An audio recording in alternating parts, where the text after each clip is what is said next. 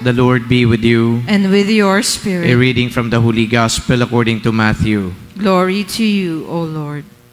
Jesus spoke to the crowds and to his disciples, saying, The scribes and the Pharisees have taken their seat on the chair of Moses. Therefore, do and observe all things whatsoever they tell you, but do not follow their example. For they preach, but they do not practice. They tie up heavy burdens, hard to carry, and lay them on people's shoulders, but they will not lift a finger to move them. All their works are performed to be seen.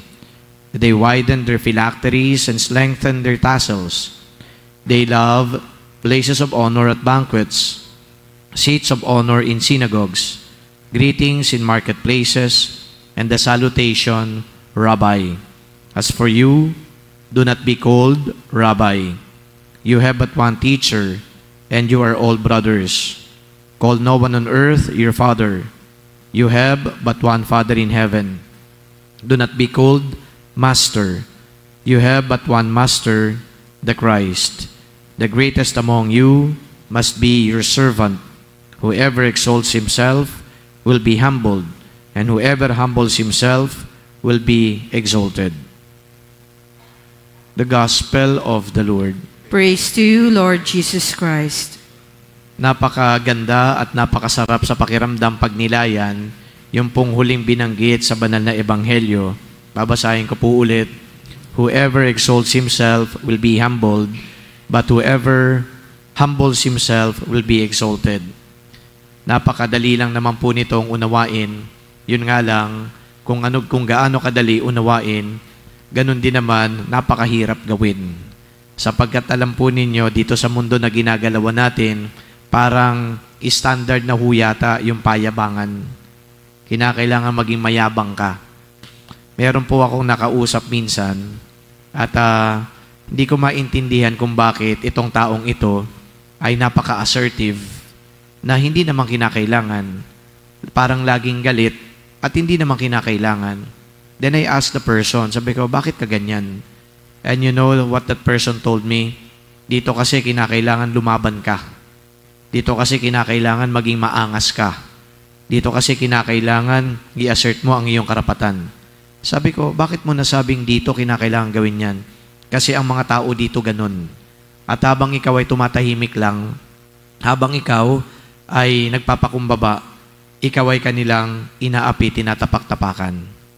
So, experience niya ito, kung kaya naman, kinakailangan niya na maging maangas, lumaban, maging matapang, kinakailangan ipakita na rin niya na hindi siya basta-basta. So, kung ito ho ay isang example lang sa isang maliit na pamayanan, maiintindihan pa natin. But wherever you go, there are people who will really trample down the rights of others and who will really pretend to be who they are not. Kasi nga, ang kalakaran ngayon sa mundo, kailangan andudong ka. Kailangan may sinasabi ka. Kasi kapag wala kang sinasabi, parang insignificant ka. Reflect on that. People feel insignificant when they have nothing to show for. People feel that they are not being valued when they feel that they're just nobodies. Kasi wala nga naman maipakita. Wala silang maihambog. Wala silang, kumbaga, ay pwedeng ipangalandakan sa kanilang kapwa. Kaya, ang nagiging kultura, kailangan you are somebody, even though you are not. Pero ang paalaala sa atin ngayon, dapat pakumbaba. At anong ibig sabihin ng papakumbaba? Kahit na meron ka na, yung paa mo, nakatungtong pa rin sa lupa. At kahit meron ka na, yung pagturing mo sa kapwa mo, sila ay mahahalaga sa iyo. And I guess, kapag ganito po ang naging gawain ng isang tao, that person is more valued. That person is more respected. Kumpara doon sa isa na nagpipretend na siya ay somebody, ang tao na nakakakita sa kanya, naiinis sa kanya. Ang tao, hindi lamang siguro maiinis, magagalit pa sa kanya. So this teaching of Jesus is a very clear case of wanting us to always be level-headed, to always value also the other person. Hindi po ito yung kompetisyon. Hindi po ito yung pakikipaglaban para i-assert lagi ang ating karapatan. Hindi po ito yung pagiging pretentious para ipakita na ikaw ay may sinasabi din sa buhay. It is all about being grounded and rooted and grounded in Jesus. Kasi yung kanyang pakikibaka ay hindi ginawa sa pamamagitan ng assertion. Hindi ginawa sa pamamagitan ng pagyayabang.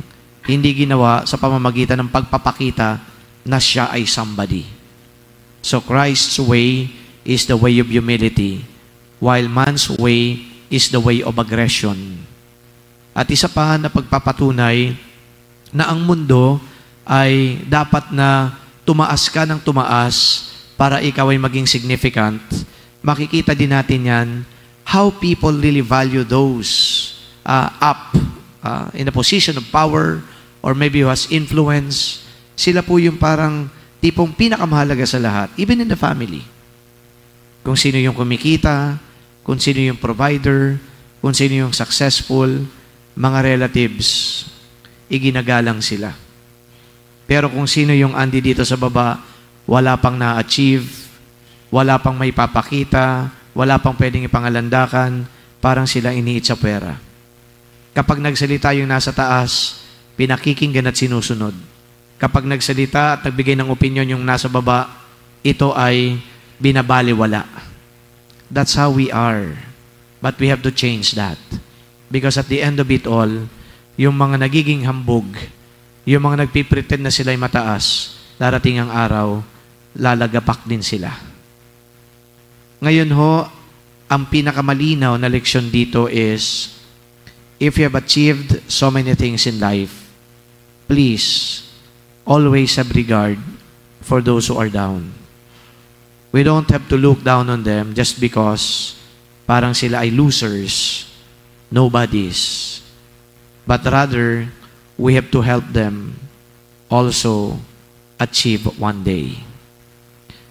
Today, we also celebrate the feast of Saint Rose of Lima. Saint Rose of Lima dedicated her life to the Lord. Hindi siya nagpaligaw, napakagandang babae, pero ito pong kanyang muka ay pinapahiran niya lagi ng pampagaspang para pumangit.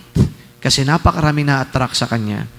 Pero yung buhay niya para sa Diyos, kaya siya ay nagtatago sa kumbento, nagdadasal lang ng nagdadasal, kumbaga ay sinasabi niya lagi sa Panginoon na hindi niya hahayaan na meron pong lalaki na manligaw sa kanya o di kaya ay makipagniig sa kanya dahil siya ay para lamang sa Diyos. At itong si Saint Rose of Lima, hindi lamang pious, but also merong prophetic vision because she predicted the day of her death. Ano ang ipinapahayag sa atin ni Saint Rose of Lima? Na kahit na po tayo ay busy sa napakaraming bagay, para tayo ay kumita, para nga tayo ay umunlad, maging successful, hindi dapat kinakaligtaan yung oras at panahon para sa Diyos. Extreme yung ginawa ni Saint Rose of Lima. Nasa loob lang siya ng kumbento. Ayaw niyang lumabas. Kasi doon lang siya nagdadasal. Hindi naman po katulad ng ginawa ni Saint Rose of Lima ang dapat gawin natin. I know very well, we have to go out to work. We have to go out because we need to seek something na ikabubuhay natin. But please, hindi naman din tayo dapat yung nasa extreme. Lagi na lang nasa labas. Lagi na lang nagtatrabaho. We should be in the middle. May panahon upang kumita, upang mabuhay, ngunit may panahon din para sa Diyos.